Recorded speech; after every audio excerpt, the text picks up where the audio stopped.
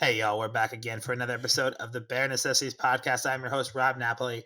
And today we're going to get into a fun topic, one that I feel is talked about a lot, and that's fundraising, especially for entrepreneurship.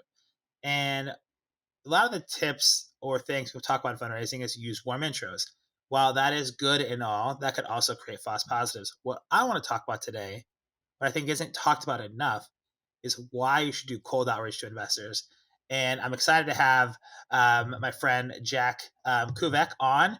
Jack is a serial entrepreneur, community builder. He has built popular Minecraft servers. He ran the first gaming crypto. He's raised a large ICO. He started a fundraise for a number of companies. And who better to have on this topic somebody who's been out there raising and doing this process. So, Jack, thank you for joining Bear Nation, my friend. I appreciate it. Excited to dive in, Rob. Thanks for having me. You bet. So, I want to kind of kick off with before we get into the topic of why we should do cold outreach for fundraising. Let's spend just a couple quick minutes. You've done some really cool shit in your past, right? That's right.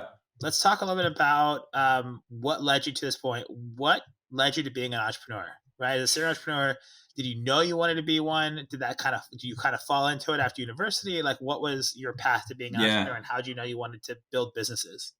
Yeah. So my parents are small business owners. They had just a small insurance practice, a local brokerage. And I saw them building a business and being independently employed. And that was always kind of ingrained. So they were always kind of iconoclast in doing their own thing. So I was kind of inspired by that from a young age. But I remember I had this principal moment where I saw a guy in Entrepreneur magazine. And that was the first time I heard the word entrepreneur. I was probably like sixth or seventh grade. And there was a guy in a swimming pool in a suit, just with like lounging on a pool floaty. And I'm like, I kind of want that. And lo and behold, a couple years later, I started building Minecraft servers, like these like online video games with my brother, and I got millions of players. I started making tens of thousands of dollars a month, and without realizing it, I had a startup. And it was everything, hacking together a product, building an MVP, negotiating with online developers, and managing a community and making real money at 15, 16, 17. I kind of just fell into it. And I was kind of off to the races. And once I went to college when I was 18, I was like, I can't do this. I was like, I just want to be an entrepreneur. I, I learned way more building shit in my bedroom than I ever did in school. So I was like, I can go make, $150,000 a year building Minecraft servers at 16. Why the hell do I need college? I'll just go do that. And I want to ask you this question. When you were raising an ICO, what was the coolest thing about it? What was the scariest thing about it? Yeah, the coolest thing about it was like the big thing for us is it was like right when community building was starting to become important to the crypto world. Like that was the reason we raised at one point the largest. It was like no one had a big community. So for us, it was like building a community of tens of thousands of people, and you became kind of like it was like you had your own little cult following, and you had people making memes about you and inside jokes, and that energy was addicting. What was terrifying was having 10,000 people, knowing your face and name attached to this crypto and like being like, well, what if we fail? Which we did. And that was a horrible process. But like having all these people reaching out to you every day, like I didn't sleep for like 2 months. I woke up the first day of our ICO, I had 550 emails in my inbox. And I was like, all right, this is it. It's going to be a rough couple months, but that's what you sign up for. Hmm.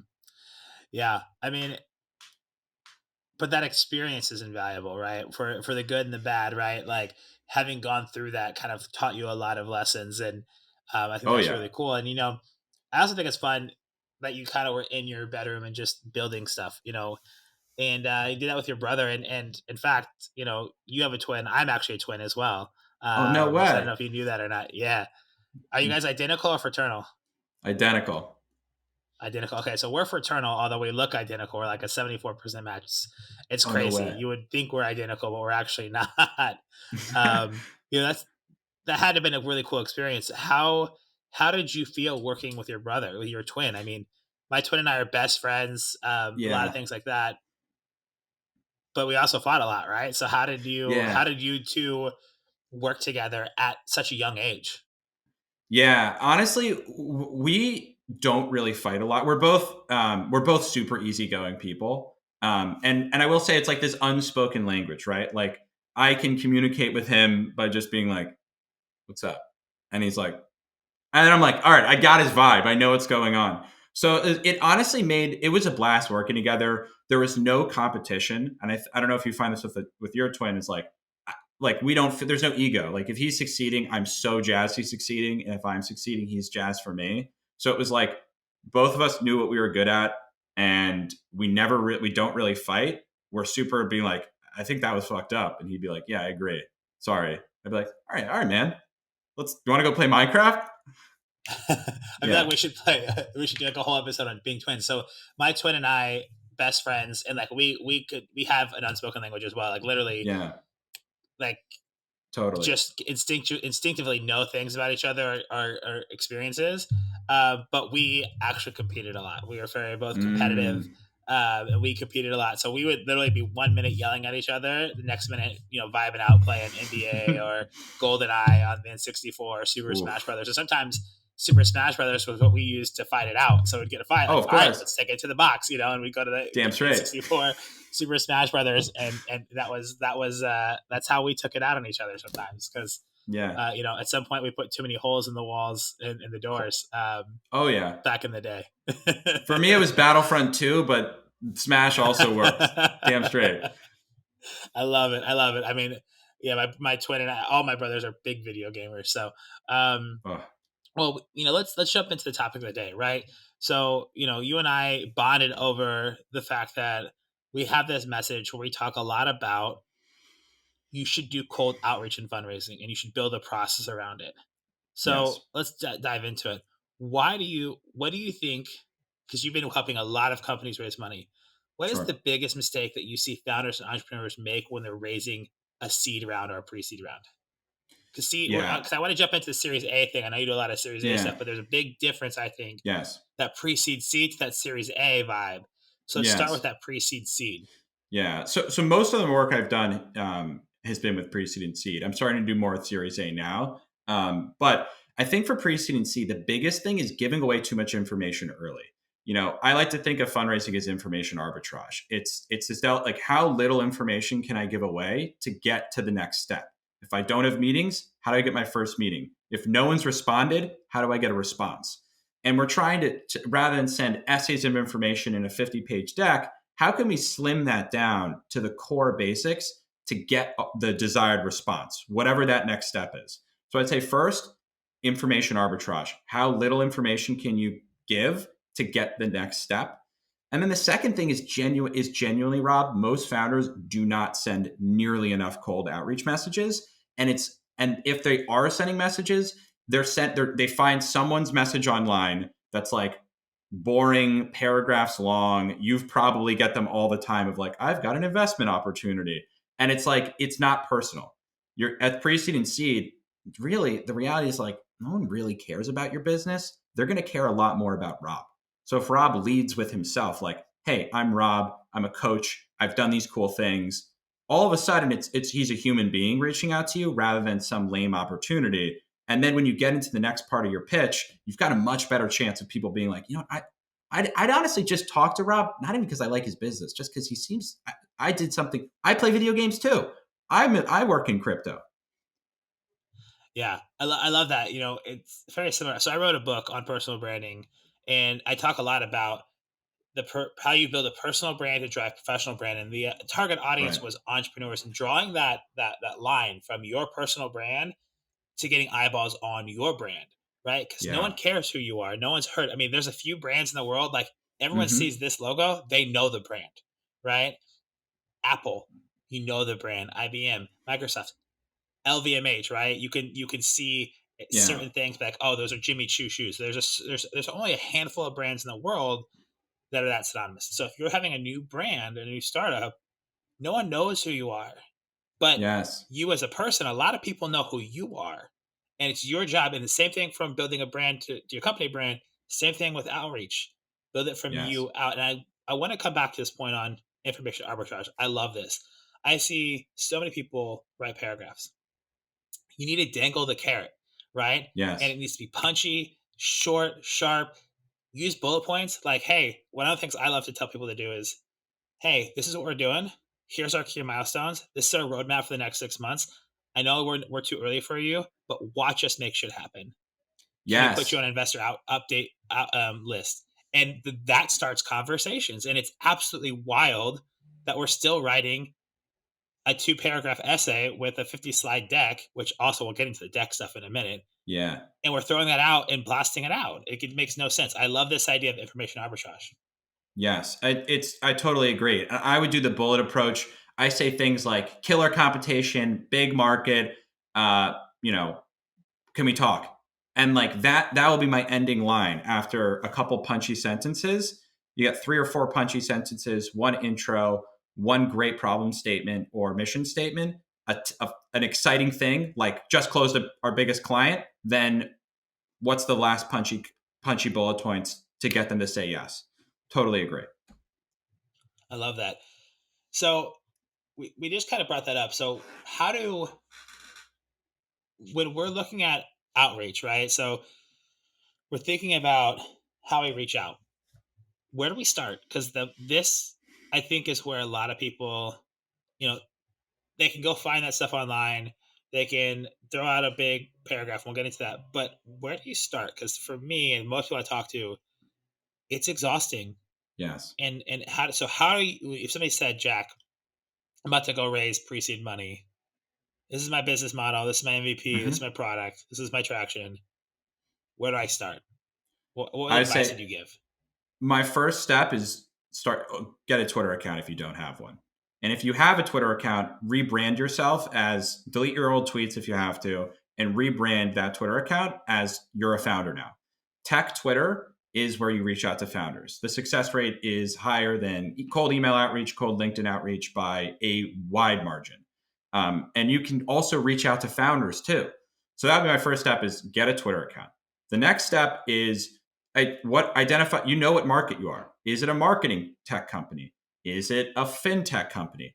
If you know these market, then you know 2 audiences you immediately can follow and start networking with. Investors who invest in fintech and founders who've started fintech companies. And then employees who work at fintech companies. And then newsletter people who write fintech companies. If I'm starting a coaching company, I'm going straight to, I'm going to follow Rob and I'm going to shoot Rob a message and like, hey, but Rob, I'd love to just talk about how you became a coach. And Rob's got 1,000 followers, so he's pretty reachable. He's got a real business. He's got real connections. But he's not. You don't have to start with going after someone with 500,000 followers. Go after a Rob who's well connected but reachable. And start there. And we build up. It's a process. And then if you have no followers, every time you meet someone, start going to tech events, networking events. Every time you meet someone, follow them on Twitter, Yeah, and then they will it's follow crazy you because back. I love, I still love LinkedIn and I drive so much business on LinkedIn. But from an outreach standpoint for investment, I'm working with a company and I got within 24 hours, I was like on this. So I started reading this thread. I was following all these VCs and investors. I started reading this thread and someone's like, hey, we have extra dry powder before the end of the year. Or if you're a company in this, or this, and then people, some other investors like, hey, we're looking for Latin American companies in the U.S. And I was like, I messaged him like, hey, actually, I'm working with 3 different companies. I should introduce you. Made the introduction, had coffee, and introduced him to 4 different companies. And another company was like, I saw the same thing. An investor was like, hey, X, Y, and Z. We're talking about something. I was like, hey, actually, I might know somebody. I shot him a DM. Next thing you know, I was on Mm-hmm. a call and I made 3 introductions within 24 hours. And it was like that fast. Yes. It's crazy how awesome the tech Twitter space is right now for VCs connecting with founders in a very authentic and organic way Mm-hmm. that you don't find anywhere else because everyone else is spamming everywhere else. And I think part of it is because Twitter, you have character counts. So you Yes. have to be a little bit more short and sharp with like a LinkedIn message. You can go long. You have to be short Mm-hmm. and sharp in your tweet reply. And even the messages have character counts. So you're Mm-hmm. kind of boxed into being short and punchy. And so Yes. Twitter is actually forcing you to be short and sharp with your outreach. Absolutely. And it happens to be where the ecosystem lives. So always go to wherever the ecosystem lives. It's like don't fight it. Play the game. play the game. But I also those Twitter threads you're talking about, the amount of Twitter threads you'd find would be like, "Hey, pre-seed investors in New York City, drop below if you're investing right now." That's 50 people you can DM right then, and it's amazing what you can do with it. Yeah, and then if you do it right and you reach out well, you put it into an email thread. Next thing you know, not only have you connected with them on a very authentic level via social, now you have an email thread going, and they're in your investor update list, and you have Yep. ongoing conversations. One of the things I always like, and I want to get your thought on this, is especially at the pre-seed seed stage, is everyone is like, I see you're investing in this, and I like this, but I think it's a little bit drawn out. It's like you ask for feedback and end up getting investment. So, hey, I would love to Hmm. have your advice on my deck. I'm a big fan of flipping it on its completely on its head and saying, hey, Jack, checked out your company portfolio, see that you invest in this thesis. Here's who we are. Here's what we're doing. Here's our milestones. Here's what we're doing next. While we may be too early for you to invest now, we're about to raise in 6 months. Here's Yep. our goals. Do you want to be a part of it, or at least start the conversation? And make it very actionable and giving them a reason to follow you versus like, hey, can you check out my deck? Because Yes. they can only check out so many decks and get feedback. Like, Yes. everyone has so much time. So what do you think? Like, what? What you're talking about here, I love this because what you're talking about here is being valuable, right? Like, how can you go from I need something to I have something to offer? Sometimes what I would do is I would include an insight into a market, and I would say something that was contrarian. So for us, in while I was doing a social commerce company, in China, social commerce is gigantic, multi-trillion dollars. It's like live stream shopping, right? And I would say we have our key insight is Western consumers don't like being sold to, and live video won't work the way it does in China. And that goes against everyone else's thesis on the market. And when you send that message or you include that in your outreach, you're sending this to investors who are trying to invest in e-commerce and social commerce right now. And now you're presenting a different thesis that's outside of their own. So the likelihood they're going to be like, I want to learn more because that thesis I also think is correct. But all of a sudden, I'm offering value in addition to a pitch. So they're like, you know what? I'll talk to them because worst case, I get more information on the market that I'm investing in. Best case, it's a deal I want to invest in. Exactly. And I think that's where so many people miss. Everyone just all these founders are reaching out the same, help me, help me, help me, versus like providing some sort of value. And sometimes it is being a little contrarian. It's like, hey, this is it. You do it in a sense of like as it relates to your market or the problem that you're solving, Right. because one of the things is that, and I can't, I bet you see this all the time. Talk to founders, and I'm like, well, what makes you different? We're the only thing on the market that is X, Y, Z, and I'm like, okay, stop bullshit. You're gonna tell Mm-hmm. me you have no competitors in the market? There's no competition. Of course. If you tell me you have no competition, you're not going to make it in the US. Like the Nope. US has competition everywhere, even if it's not direct competition to what you're doing. There's 5 other companies playing in the same space that you have to look at as competitors, and you need to be taking note of. And so if Yes. you really start to understand that, and when you do reach out and you provide like a viewpoint or a problem or a contrarian viewpoint on why you're solving this, you're showing an investor how much you care about this as a mission, as an impact, as a problem, and that you're not just doing it for the money. You're doing it because there's like real problem solving going on at your company, and that is a game changer that I don't know why people overlook so much. It's everything because what you're also talking about is presenting strength. And one of the most important things that I tell founders during a fundraise is you always want to come across strong. That doesn't mean you should be mean, you're never a jerk, but you should have conviction and you should be like that should be coming across like this is an opportunity that you'd be honored to be a part of. That and it's not that you're getting something like I'm getting. It's not that the founder's getting something, it's that they're giving an opportunity to someone else. And when you have that mental shift, that energy 100% comes across to investors and they want strength. They don't want someone who's like, yeah, you're right. Well, okay, so I can say one thing to you and now you're going to change your business. No one's going to invest in you. If you're like, nah, I disagree. Or sometimes I'd say, I don't know about that. I'll look into it. And all of a sudden it goes, but I can confidently say, I don't know, rather than like, maybe you're right. Be like, I'll look into that. It's an interesting viewpoint. And it just presents strength. And you're not afraid to disagree. Yeah, and the thing is like you want to take feedback, and this is as a coach, I tell people this all the time: take everything I say with a grain of salt, right? Yes. I'm probably going to give you good advice. I can probably give you different viewpoints, but at the same point, I don't live in your business 24 hours a day, 7 days a week, 365 like you do as your founder, right? Yep. So at the end of the day, I could be investing in a space and have a thesis and all these things, but I'm not living in your company, right? Yes. And so as a coach, I tell people take all feedback you get with a grain of salt. It's okay to disagree, but there's a right way to do it. It's okay to say, I don't know. Let me get back to you. And I think so many people, that one right there that you brought up is huge, because I think so many people are afraid to say, I don't know.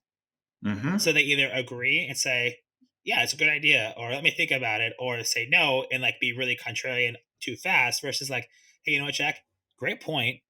I'm not exactly sure. Let me get back to you on that point, because I think that there's something there, or I think that this could align with this. Like, if you can Yeah. really kind of tie those loops together, it shows that not only do you have strength, but you're curious and you're willing Yes. to go evaluate. And you're not somebody who's just going to say yes or no. You're not a yes person or a no person. Yeah. You're like, hold on, let me go check. Let me go do Yeah. my due diligence before coming back to you with a strong answer. And it shows Yes. that you're curious, you want to learn, and that you have the right growth mindset going into Hmm. building a company. Absolutely. Because ego is the enemy. It fundamentally screws over so many founders where like being right is really not important, right? You're trying to win. You're trying to win. You're going to be wrong almost all the time. Like 50 years ago, we didn't know that there was a universe. We thought there was only the galaxy. Now there's universes. If like we were wrong, it's fine to be wrong, but we're trying to win. So going in and being like, I don't know, but here's what I do know. Or why do you, well, actually, that's really interesting. I'm not sure. Why do you ask that? And then you flip it on them. It's like, and then you can extract information. And even if the pitch ends poorly, what I also say is like, you're oftentimes it's going to be very clear the investor is not in, like they're not involved. Then it's time to get on the offensive and start asking questions to better understand why are they out, so that you can go to someone who actually is in or someone who's on the fence and utilize information from this person who's definitely already out. Absolutely. I think that the one thing that people have to really learn is, if you do get the coveted meeting and you're pitching them and you're going through it and you realize that they're out, don't just keep drowning on. Like Yeah. have that awareness to take a step back and say, "Hey, Jack, it feels like you're not 100% in Yes. on this. Am I reading that right? Well, yeah, Rob, right. Cool. Let's do this. We have a little bit of time. Can I pick your brain and ask you 3 to 5 questions to use the rest of Hmm. this time, so that I can have a better understanding why you're not interested, so that I can utilize that to craft a better pitch, my next conversation, so on and so forth? Because if nothing else, and Jack is like, I'm not interested, Jack might be like, hey, you know what, Rob? I'm not interested, but I really like what you bring to the table. I'm going to make you an introduction. You Yep. never know, if you do the right things, Hmm. where that can go next. Don't just pitch slap, pitch slap, pitch slap when you get that coveted meeting. That It's is, crazy to me. I can tell you so many stories where I was like, I've lost you. I know that I've lost you. Did I, and be like, let's pull it back. And then I remember this was one of my first pitches for this company. We're like, it went terribly. They had a whole partnership there, like 3 or 4 people. They were older gentlemen, probably in their 50s or 60s. But I was like, all right, I lost you. And then we started going like, let's ask questions, make it a conversation because we know they're out. But we were able to also start to build a profile of like, okay, so he's a more older, seasoned investor. He's seen these businesses. He lived through the dot-com bubble. So he doesn't like when we talk about this. Going forward, when I'm talking to an investor in that same age bracket and demographic, now I've got a data point to go off of, and I can leverage that to give them a different pitch going forward. I've done that before. It works wonderfully well. And I've gotten introductions, like you said, because they're like, this kid's not an idiot, you know? Yeah. Yeah, he I pulled mean, if back. you show awareness and you show engagement and ask the right questions, even if they're not interested in you, there's people in their network Yep. that they could introduce you to. And if you prove something to them, so here's the thing about investors and VCs is, if you can prove something to them, even if they're out, but they think that you have what it takes to really scale a business as the founder, they'll make good introductions for you, Hmm. because it helps everyone in the ecosystem.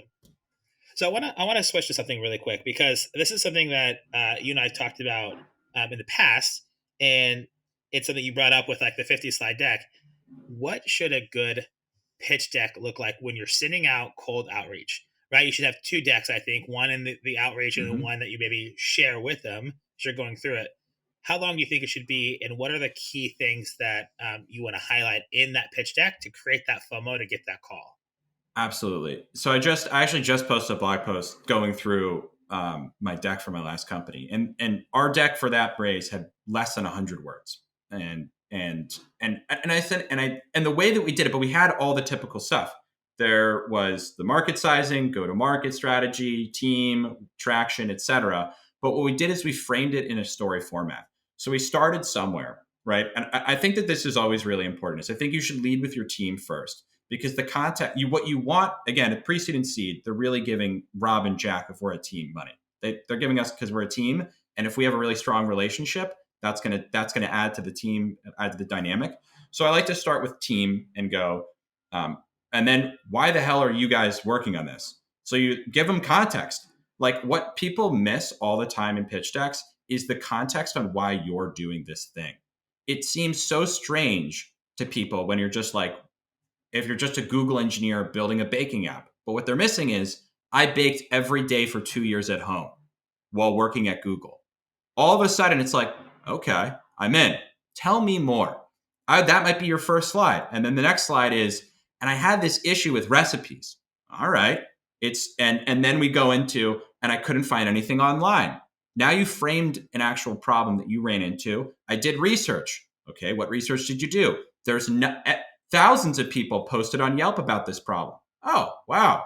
And I started messaging them, and they were like, yeah, I try your app. Oh my God, now you've got distribution solved by just going on Yelp and messaging people. You identify this problem from real experience. You've worked in tech at Google. All of a sudden, you have a story. And I think that story has been, you framed context on why you're doing it, and you start to lead people into the problem and the solution rather than just be like, here's my problem, my solution. I don't know if it is a problem. I don't know if the solution's the right one. But when you provide that context and add a little bit of narrative, all of a sudden, what the investor can do is they can go, I would do the same thing. That context allows them to go, I like their train of thought, because they're going to pivot. Everyone's going to pivot, but they can see how you're thinking about things. And if they agree with your line of thinking, they're going to be like, he's probably going to pivot if he runs into the same roadblocks that I would run into, or when he has a problem in the future. So I like to frame that story up front, lead with the team, and provide context of why you're solving your problem. And then you can get into the meat of like your solution and your go to market and your traction and all of that. But I'd say that's the number one thing founders miss, is that upfront context. I love that because, we only have 8 seconds to capture attention. And Yep. if you put a problem that makes no sense without context, you could potentially lose in that 8 seconds. And so having that, and it's funny because that goes so contrarian to like every pitch deck format that you see out there has you put team last. I actually was mentoring for an accelerator recently, and their methodologies put the team slide first. And Mm-hmm. exactly kind of why you're saying is like contextualize where the problem came from, like what happened. Was it a dream? Was it Mm-hmm. something that you ran into? Whatever it was, contextualize the problem, show who you engaged to create a Mm-hmm. solution around, and build that story to then go through the details of like the problem, solution, go to market, boom boom boom. It was like really interesting seeing that, and it was kind of, I had to reverse my thought because I was like, what's going on? But Yeah. that storyboard makes sense when you think about the flow. If you can nail that, you can create so much more interest into the who Mm-hmm. first, then the what, then the how, And right? you frame yourselves and your co-founders and you as the right people to be solving this problem. And then throughout the rest of the pitch, they're like, they might be the ones to pull this off. They get to the sales slide and they're like, that guy sold $10 million worth of a similar product. And they're thinking that they know that you sold the $10 million. That was in your first slide. And now you're saying we're going to market in this way. He's like, well, I know he's gone to market that way. It's just a simple psychological shift. Yeah, and it just makes a unique shift of how you frame it. And a lot of times in a pre-seed anyways, someone that's investing you at that angel or early investor, or usually VCs don't invest in pre-seed, sometimes they do seed, but in those early stages, a lot of times they're looking at your product is probably good, but it's going to have to pivot. Are you the Hmm. right team to pivot that product to fit the market? Right? Hmm. Do you have enough of a product market fit and enough of a viable product and the right team to handle what the market's going to do? Because it's going to change in some way, shape, or form. Whatever we came out with originally is going to need to pivot in some way, shape, or form or change, and they know that. And in that pre-seed to seed, then going into Series A stage, right? Pre-seed and seed is all about building the right product, getting product market fit, and early traction. Hmm. Series A and above is, hey, we have serious traction. We've gone to market. We've proven this is product market fit. Now we need to scale fast, right? Yep. Because we are in our this is our window to rocket ship scale, and we need Yep. the funding to do that, right? That's what Series A, B, C, and D is meant for. And so many times I think people pitch pre-seed and seed rounds like they would a Series A or Series B, and they don't give enough context on the story, the team, the why, building into that runway. And I love this shift that you just shared because it makes so much sense. Absolutely. What do you think? What do you think is the biggest you know, um, misconception about fundraising in early stage for founders? Biggest misconception. Um, I think the biggest misconception is that there's a right investor out there for you. And you hear VCs like that narrative because, it's more friendly but inherently for me, fundraising is a numbers game. There are thousands of people out there deploying capital. And if you try and focus on the perfect person or you find a fund, you're like, I just want them, all of a sudden you've limited your options. And I think so many founders, and especially they find someone that seems great. They find a VC who's like leading them on. Like, yeah, we'd definitely be interested in leading. And then they start putting all of their eggs in that basket. They stop doing cold outreach. They stop thinking about other funds. They stop networking. And if that doesn't go through, you've now lost all momentum and you have to start over. And you lost almost all your leverage. And I think for me, fundraising is a numbers game. There's lots of great people out there. You don't know who's going to be the perfect investor. And frankly, most investors are not going to be helpful. It's hard for, if you can't help yourself, they can't help you. So it's like, you're just really trying to get $2 million. That's the real help, is the $2 million. So focus on trying to get $2 million and giving yourself optionality. The right investor, I think, really screws a lot of people, to be honest. I love that take. I think that one, I think you should only take money if you need it, and two, Yes. just like hiring, just like all these other things, finding a good investor is kind of like dating. You got to meet a lot of people. You got to talk. Do Mm-hmm. not limit yourself because there's more than one right investor out there for you. Mm-hmm. The one you might think of is because you see it, but it's like there's probably 100 other funds that way, and Yeah. it's about taking opportunity and also tier your investors out, right? Tier one, tier two, tier three, so you can test your messaging, have conversations, so you're not you're kind of working your way up to these tier ones, so you've already had a chance to practice your story, practice your pitch, take feedback from the investor community, and leverage it into the really great conversations that you have. Yes. Yes. And one quick point I'd make there is our lead investor for my last company, Huddle, they were, they said no to us 3 times. We reached out to them early, very helpful, gave great feedback. But what they had uniquely is they had a lot of experience in the Chinese market for social commerce. And we were building a US social commerce company. And to be honest, like, they weren't the best fund or the most prestigious fund in America. They were a great big fund in China, but didn't have the best US presence. But they had they really cared about us as people, genuinely. And they had an incredible insight into this market that a lot of the best funds in the US didn't have. And they offered us good terms and were willing to just like trust us completely. And that ended up being a great investor. If we had focused on going after the big 10 or big 20, they probably would have disagreed with our thesis. But these guys were like, I totally buy your thesis because we've seen this hasn't worked in China. And it was a match made in heaven, but we wouldn't have known otherwise without just trying.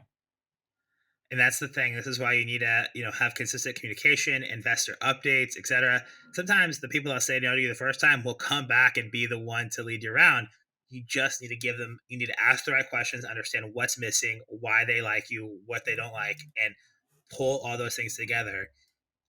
And that all comes down to you have to be able to tell a great story about your business. It's really easy as a founder to just word vomit everything about your company because you're your baby and you need to slow down, frame the story, and create it. Jack, that's been a lot of fun. I know we could chop it up for hours, but I want to ask one final question to close out. And, as an entrepreneur yourself, if somebody came up to you, a millennial, Gen Z, it could be anybody, right? But I'm just thinking kind of like a younger Mm-hmm. generation comes up and says, Jack, I want to be an entrepreneur. Where do I start? What do I do? What advice would you give? I would think about the work that you do naturally. Do you edit videos in your free time? Do you create memes in your free time? Do you write in your free time? Stuff that you do that other people don't do naturally. Everyone does work naturally. You coach people, Rob. And then you think, well, can I start a blog? Can I make a YouTube? Can I ask a friend to meet with me every week? And then after 4 weeks, be like, would you pay me $100 a month for this or $200 a month? Find the work that you do naturally that other people don't, and then start thinking, make a YouTube channel, start a newsletter, take some action that puts something out there and actually raises the stakes around that work that you do naturally. That's always my recommendation. First step. I love that. Instead of, because I think so many people look to find things just, oh, this thing's blowing up, so I'm going to go do this, but it's not what they're naturally about. Find what Mm-hmm. you do naturally well and leverage that into something because that will open up more doors. Plus, it's more natural for you to develop skills and other things around it because being an entrepreneur is really fucking hard, especially when you start doing things that you don't do naturally and you have to do it as part of the business. You want the core of your business to be more natural. So I love that Yep. take so much. Jack, I appreciate you so much. And thank you for being a part of Bear Nation. Where can our listeners find you? If they want to get in touch with you, learn more from you, where should they go check you out at? LinkedIn, Twitter, my everything is just my name, Jack Kuveke, Kuveke. And same Jack Kuveke at gmail.com too. If you want to reach out, feel free to. But yeah, Rob, this has been a blast. I really appreciate it. And it's fun to see us attack the same problems from different places, but we arrived at the same place. That's what it's all about. 100%. And that was why, we got introduced by Danny, um, who is an amazing founder, has a really cool company called Sunbird coming out. And he was just like, hey, Rob, Jack, you two should meet. And Yep. that was all the context he gave us. And we hopped on a call. And I remember it was just, what do you do? Boom. What do I do? This. And we just started rapping. We talked for like 40 minutes about all kinds of stuff. And it was just Yeah. one of those things where kind of that just natural energies, somebody saw it and then Mm-hmm. we were able to connect and link up on a couple other things and now the podcast. So Jack, I appreciate you. I'll make sure that your Twitter, your LinkedIn, and your website are put in the show notes. So if you want to get in Appreciate touch it. with Jack, go into the show notes, click that link. I promise he is worth a follow on Twitter, he's worth a follow on LinkedIn, and he's somebody you should know. And if you're interested and you're raising funds and you need some help, this guy has a lot of experience and can help you out. So check it out. Jack, again, thank you for being a part of Bear Nation. And those, thank you for tuning in. Make sure you like, subscribe, do all the tier one things. Until next time, stay well, rise up. Bear Nation, thanks for listening to the Bare Necessities of Entrepreneurship. If you enjoyed this episode, please subscribe and leave us a review.